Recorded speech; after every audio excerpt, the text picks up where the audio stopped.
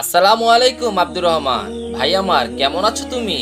ওয়ালাইকুম আসসালাম। আলহামদুলিল্লাহ ভাই, আমি ভালো আছি। আপনি কেমন আছেন? আলহামদুলিল্লাহ। আব্দুর রহমান, তুমি কি জানো আজকে আমি তোমার সাথে কোন বিষয়ে আলোচনা করব? কিভাবে জানবো ভাই? আপনি আমার সাথে আজকে কি বিষয় নিয়ে আলোচনা করবেন? আজকে তোমার সাথে আমি আলোচনা করব একটা গুরুত্বপূর্ণ বিষয় নিয়ে।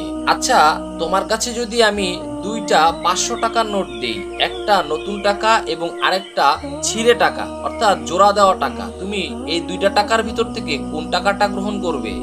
আসলে ভাই, আমি একটু কনফিউজড। কোন টাকাটা গ্রহণ করব বলতে? আরে বোকা, এই দুইটা টাকা আমি তোমাকে দিব, তুমি এর মধ্যে থেকে যে কোনো একটা টাকা তুমি নিতে পারবে। এখন তুমি কোন টাকাটা নিবে? সবাই তো ভাই ভালোটাই খুঁজে, যেহেতু ভালোটা সবাই খুঁজে, সেই ক্ষেত্রে আমি নতুন টাকাটাই নিব। কারণ ছিঁড়া টাকাটা চলতেও পারে, নাও চলতে পারে। তোমার জ্ঞান এবং মেধা শক্তি দেখিয়ে আমি সত্যি তোমার উপর গর্ববোধ করি। যাই হোক, তুমি কেন নতুন টাকাটা নিয়েছো সেটা কি তুমি জানো? কেন নিয়েছি ভাই? আসলে তুমি ছিঁড়া টাকাটার উপর সন্দেহ পোষণ করেছো, কারণ তুমি চিন্তায় পড়ে গিয়েছো এই টাকাটা তুমি চালাতেও পারো, নাও পারো, কিন্তু নতুন টাকাটা তুমি ঠিকই চালাতে পারবে। ঠিক ভাই, এটাই। এখন তোমাকে যদি আমি একটা কথা বলি, সেটা হচ্ছে বাংলাদেশে যে পরিমাণ ইসলামকে বিকৃত করা হয়েছে, এই পরিমাণ ইসলামকে বিকৃত আর কোনো দেশে করা হয়নি। বাংলাদেশের প্রেক্ষাপটে তুমি যদি দেখো, তুমি যদি কারো কাছ থেকে কিছু জানতে চাও, তাহলে সে তার শেখা পদ্ধতি অনুযায়ী তোমাকে শিখাবে, আর সে তোমাকে যে কোনো ভাবে হোক তারটাকে মানতে বাধ্য করবে। এটা তুমি যাচাই করে দেখো। ঠিক বলেছেন ভাই, এই বিষয়টা আমি আরো কয়েকবার লক্ষ্য করে দেখেছি। আমি যখন মাদ্রাসায় পড়তে যাই, তখন ওইখানে এরকম কিছু সমস্যার সম্মুখীন আমি হই। শুধু তুমিই না আব্দুর রহমান, বাংলাদেশের অধিকাংশ ক্ষেত্রে মানুষ এখন যখন সত্যটা জানতে পারছে, এই সত্যটাকে মেনে নিতে পারছে না। কারণ কি জানো? কারণ হচ্ছে এই প্রতিবন্ধকতা। এটার কারণে মানুষ এখন সত্যটাকে ওইভাবে নিতে পারছে না। কারণ সত্যটা যদি সে মানতে যায়, তাহলে পাশে থাকা ব্যক্তি সেই দুর্বল ছিঁড়া টাকার মানে ওই যে দুর্বল যে বিষয়গুলা, ওই বিষয়গুলোর উপর আমল করে যাচ্ছে। এখন তার সামনে তোমার এই সঠিক বিষয়টা নতুনত্ব হিসেবে প্রকাশ পাচ্ছে, তাই সে ওই জিনিসটা নিতে পারছে না, আর এই জন্যই সে আক্রমণাত্মক মনোভাব প্রকাশ করে। এখন ভাই, এটা থেকে কিভাবে মুক্ত হওয়া যায়?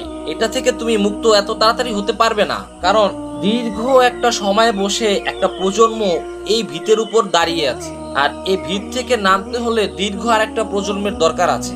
কারণ তুমি দেখো, বাংলাদেশে নামাজ পদ্ধতির বিষয়গুলো প্রায় 70% মানুষ নামাজের মধ্যে সূরা ফাতিহা পাঠ করে না। মানে জামাতে নামাজ বলো বা যে কোনো ক্ষেত্রেই নামাজে সূরা ফাতিহা পাঠ করছে না। তখন ওই মানুষটাকে যদি তুমি জিজ্ঞাসা করো, আচ্ছা আপনি সূরা ফাতিহা কেন পাঠ করছেন না, তখন সে উত্তর দিবে, এখানে আমি যেহেতু জামাতে দাঁড়িয়েছি, আমার যত দোষ ত্রুটি আছে সব ইমাম সাহেব বহন করবেন। মানে ইমাম সাহেব ঠেকছে, ইমাম সাহেব সবকিছু গ্রহণ করবেন। তুমি একবার চিন্তা করো, মানে এই যে চিন্তা, এই যে মনোভাব তাদের ভিতরে কে প্রবেশ করাইছে?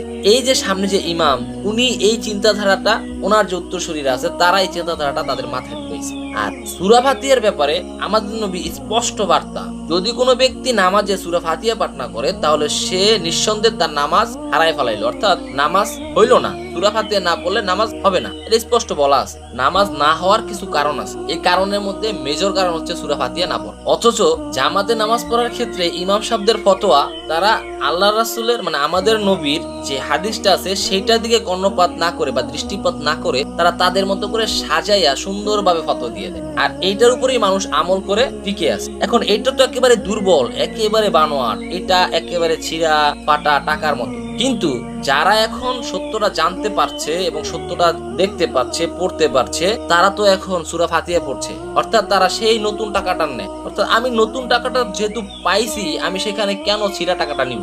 এখন যেই লোক নতুন টাকাটা নিছে, সেই লোককে ওই ছিঁড়া টাকাওয়ালা লোক দেখলেই আক্রমণাত্মক মনোভাব প্রকাশ করে। অথচ ছিঁড়া টাকাওয়ালা লোকটা সে নামাজে দাঁড়ায় যে সূরা ফাতিহা পড়বো, সেই সূরা ফাতিহাটাই সে পড়তে পারে না। তো আক্রমণ করতেছে কার উপরে? যে নতুন টাকাটা গ্রহণ করলো। আচ্ছা, নতুন টাকাটা যে গ্রহণ করছে, সে কি নতুন টাকা সম্পর্কে না জানি ওটা গ্রহণ করছে? এটা কি মনে হয়?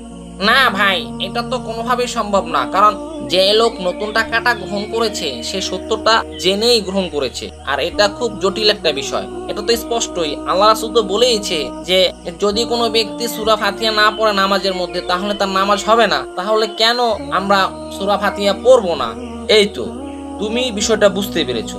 আসলে আমরা যারা এই বিষয়গুলো নিয়ে তর্ক বিতর্ক করি, প্রত্যেকেরই একটা কথা রয়েছে। কথাটা কি? এটা ওয়াজিব না, ফরজ না, সুন্নত না। ওয়াজিব না, ফরজ না, সুন্নত না, এই বিষয়গুলো জানার তো প্রয়োজন নাই। আমার দিক নির্দেশনা দিবে কে? আমার আল্লাহ রাসূল, আমার নবী। আমার দিক নির্দেশনা দিবে আমার নবী। আর আমার নবীকে শিক্ষা দিয়েছেন কে? স্বয়ং আল্লাহ। অর্থাৎ আল্লাহ যেখানে আমাদের নবীকে শিক্ষা দিয়েছেন এবং আমাদের নবী আমাদেরকে শিক্ষা দিয়েছেন, যেখানে আমাদের নবী বলে গেলেন যে সূরা ফাতিহা না পড়লে নামাজ হবে না, সেখানে তারা একটা ফতোয়া দিয়া সূরা ফাতিহাটাকে উঠাই দিল।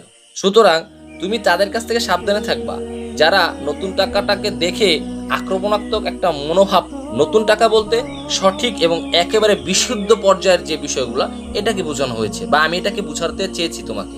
এই পদ্ধতিটা দেখার পর যদি কেউ তোমার উপর আক্রমণাত্মক মনোভাব প্রকাশ করে, তার সামনে তুমি কখনোই উচ্চস্বরে কথা বলবে না, আর তার উপরে কোনোভাবেই রাগান্বিত হবে না। কারণ রাগান্বিত হলে এবং উচ্চস্বরে কথা বললে তখন দেখা যাবে উভয় পক্ষের ভিতরে একটা ঝামেলা সৃষ্টি হবে। সুতরাং তুমি তোমার মতো কাজ করবে, তারা তাদের মতো কাজ করবে। আল্লাহ যখন চাইবে তখন তারা ঠিকই তাদের হেদায়েতটা খুঁজে পাবে। তবে হেদায়েতের পূর্বে যদি তারা মারা যায়, তাহলে তাদের জন্য যে জাহান্নাম নির্ধারিত, এটা একমাত্র আল্লাহ সুবহানাহু ওয়া তাআলাই রেডি করে রেখেছেন। ঠিক বলেছেন ভাই, এরা হচ্ছে একেবারে বেশি বুঝে। নামাজ তো পড়ে না, রোজা রাখে না, কিচ্ছু করে না, শুধুমাত্র কাউকে কিছু করতে দেখলেই একেবারে মাথায় উঠে যায়।